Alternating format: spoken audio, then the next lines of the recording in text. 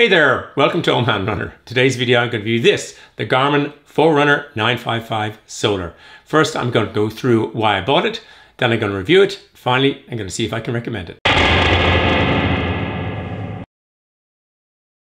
I bought the 955 Solar for four main reasons. I wanted to get better heart rate variability data, I wanted to get access to navigation on the watch, I wanted to essentially go with one platform, which I chose to be Garmin, and I wanted more accurate GPS. That was the overall reason, and I'll drill into each of those in this video. The watch caters for a number of sports, but I'm primarily using it for running, maybe occasionally swimming, maybe occasional cycling, possibly triathlon stuff, and some possibly indoor gym work, maybe on a treadmill or on an indoor bicycle. I definitely won't be using it for golf or many of the sports that it's available for. The watch is really complicated. It does an awful lot of stuff. I can't cover all of this in this video. What I can cover, I'll put down in chapter markers so you can skip through to the bits that you might be interested in. I've been running with the Apple Watch 6 for a number of years, and then I got this, the Forerunner 55, which I primarily use for data. I then got a Course Pace 2, which I use for more running data. I could see it better in various things. And then I wore them both with the Apple Watch, but now the Course is being replaced with this, the Garmin Forerunner 955 Solar. And then towards the end of the year, I think Apple might be bringing out a super premium sports watch, which might replace both of these. Who knows? But I'll put videos to the various watches and comparisons I made before at the end. I decided to go all into the Garmin system primarily because I wanted to get one data set. It was an awful lot easier when I'm trying to collect a lot of data for shoe reviews. So I decided to do that. And one of the things about the app on the Garmin Connect app is it allows you to trim runs. So particularly if I'm trying to do an exact kilometer, it makes it a lot easier. I was collecting some data from my Stride foot pod, and doing that was a lot easier when I bought the HRM Pro from Garmin, and that allowed running dynamics with the watch, and the whole Garmin Connect and ecosystem just works so much better for me from data collection point of view. Garmin recently launched two new running watches, the FR955 in music and non-music versions, the FR955 in solar and non-solar versions. Both of those have music. The simple differences between the 255 and 955 range are, well, actually, they're all listed in a Garmin table, which I will link in the description below. But essentially, the 955 has a touch screen and it also has navigation. It has links to Garmin and Strava Live, and it also has golf. So why did I get the Solar 955? Well, I wanted the touchscreen and I needed the navigation.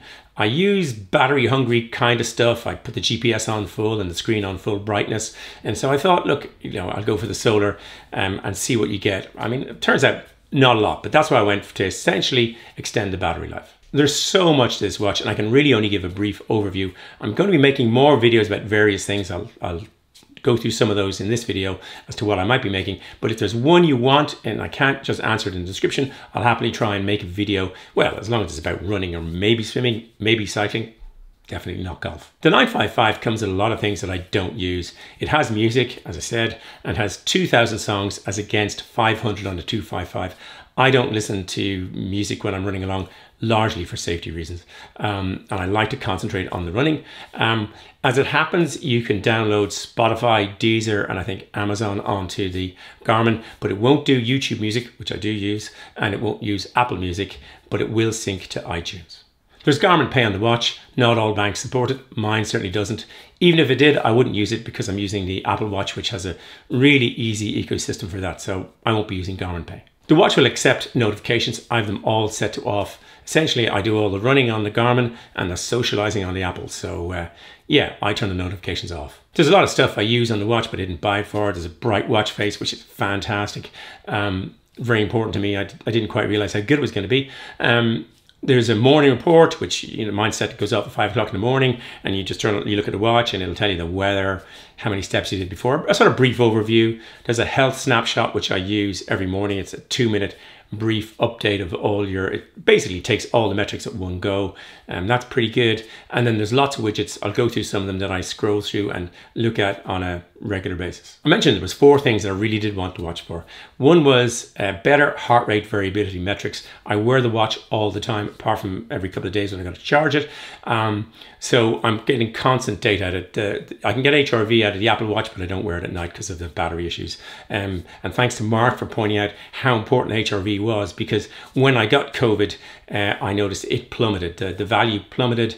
It was really interesting. I mean, mine's about 50, 55, something like that on average.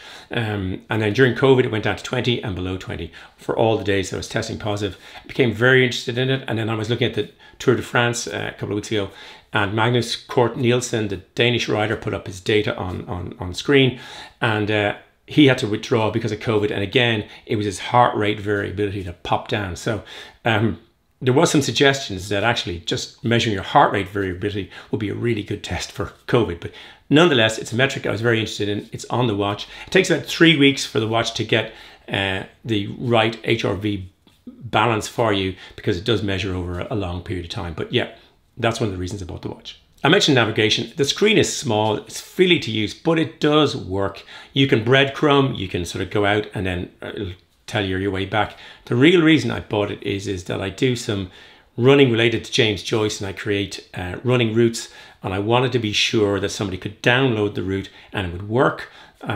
The routes are in Dublin, and I can pretty much know my way around Dublin, but I'm also going to go to Zurich where I want to do a run, and I don't want to run all the way up to the cemetery where James Joyce is buried and make a wrong turn. So I'm planning at some stage I'll do a more detailed video of that. That's one of the reasons why I bought the watch. I decided to go with the One Ecosystem, the Garmin system. It's very well developed. Both the Garmin Connect app and what's on the computer are very easy to read. It's effectively one data set. I pair the watch with the heart rate monitor that I wear all the time. I just jump in the shower when I finish to clean it and leave it on. And then I get, by using the heart rate monitor with it, I get live reporting on all sorts of stuff. The vertical oscillation and ratio, left-right balance. Not sure I can do very much when that's going on, but they're interesting to do. And particularly for someone like me who's interested in data, I find that just great to get. Garmin say there's better GPS and multiband support. So far, so reliable. I mean, none of them are perfect, but every time they get a bit better, for a data nerd like me, bring it on. The touchscreen on the Garmin is really good, really useful. Not so much for the running. There's the 5 buttons that you can use, the regular Garmin buttons. But when you're just around the house and you just want to check something quickly, it's very easy to flick up and flick down. It's fast, it's responsive. It doesn't work to start and stop runs, which is pretty handy, so accidentally, and I think you can probably disable it. But I find it incredibly useful. There's an unbelievable amount of information on the watch. There's all sorts of stuff. I will be making detailed videos. I'll go through some of them. There's a training readiness sort of widget. It tells you when you're ready to train. I find it poor. I find it pretty much most days it tells me I'm not ready to train. I'm going to training now. I'm going to be doing an hour of easy running, but it's telling me I'm not ready.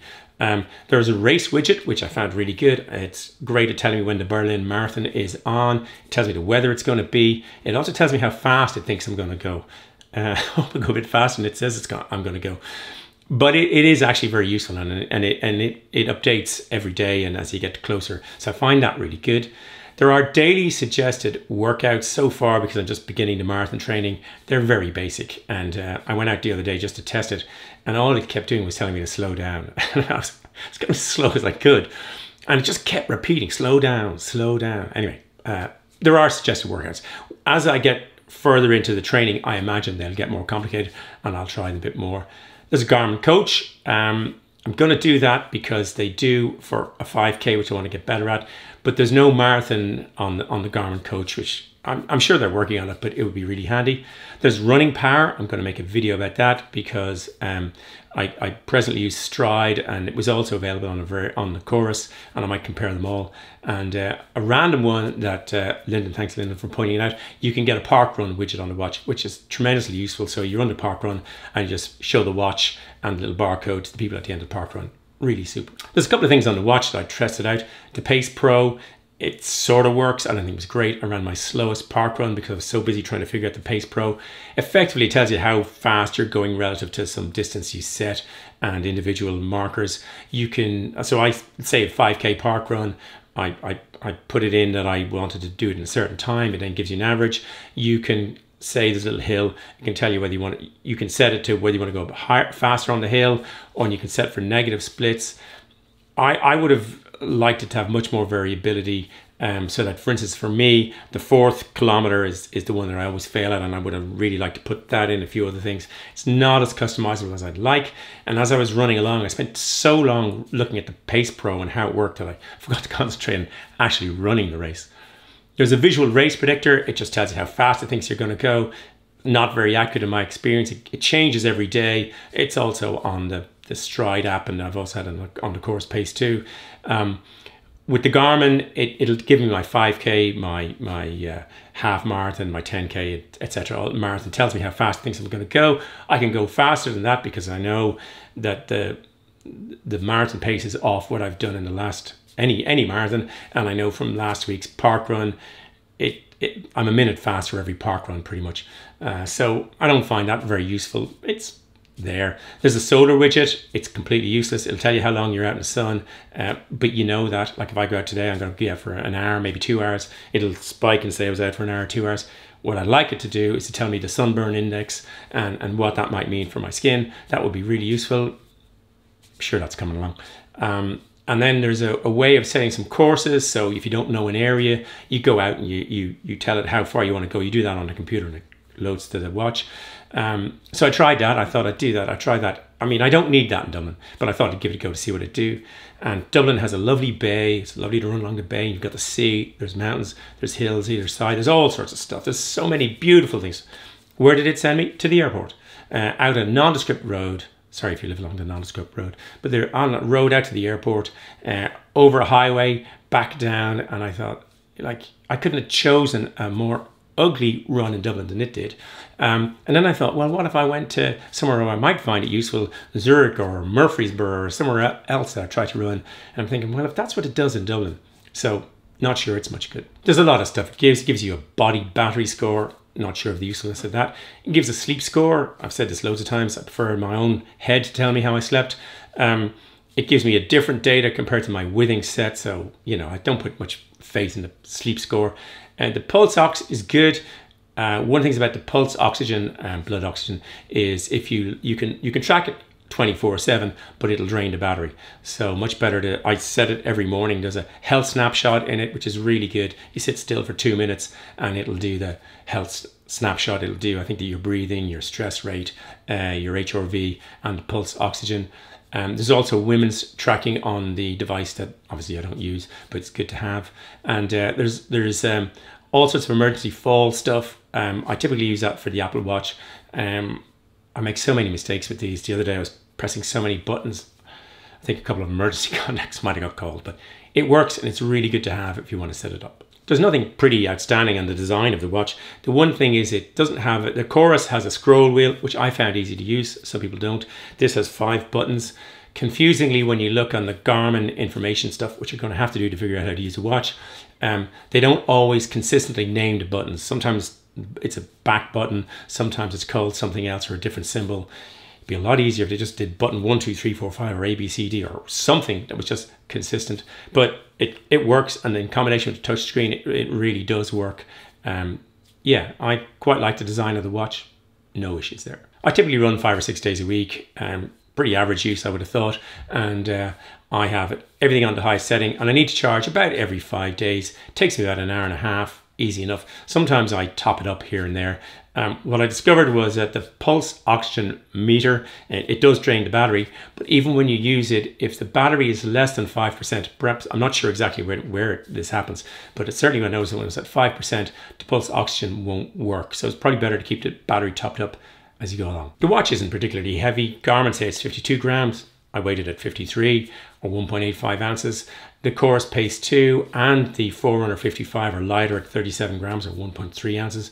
And the Apple, this is a Series 6, I think, is heavier at 7 grams or 2.35 ounces. So not really much in the weight, not enough to bother me. And the screen is a nice 1.3 inches or 33 millimeters in diameter. The Forerunner 955 Solar costs €649.99, $599.99, £549.99 sterling, 949 Australian dollars. In Ireland, the FR955, the non-solar version, is €100 cheaper at €549.99. By way of comparison, the 255, the music version is €399.99, and the 255 is €349.99. Should you buy the Garmin Forerunner 955? Well, if you're not really interested in running dynamics and you want a basic fitness running watch, the Apple Watch is fine, isn't great in the wet. Moving up, I'd go to the Course Pace 2, an excellent watch. I really enjoyed running it and using the Course Pace 2. But if, like me, you want one set of data in one ecosystem, and you want navigation, or you want the touch screen, or you want more than 500 songs, or you want golf, then this is a great watch. I don't think the solar version is worth the extra €100 or $100. I think if you were doing an ultra, it probably is. For me, I just didn't fancy charging it as often as I would have to otherwise, but it's of limited additional value. The Forerunner 955 is a great watch and it suits my specific needs. If, like most people, you don't have those particular needs, you're not trying to develop courses and things like that, the Forerunner 255 is probably the better buy. And at $349.99 for the non-music version, for me, that would be the sweet spot. I hope you enjoyed the video and found it useful. If you did, it'd be great if you hit the like button. As always, there'll be lots of stuff down in the links below, and I'll happily answer any questions that you put into the comments. There'll be a big blue subscribe button popping up there and some red videos there. Thanks for watching. Until the next video, just keep running along.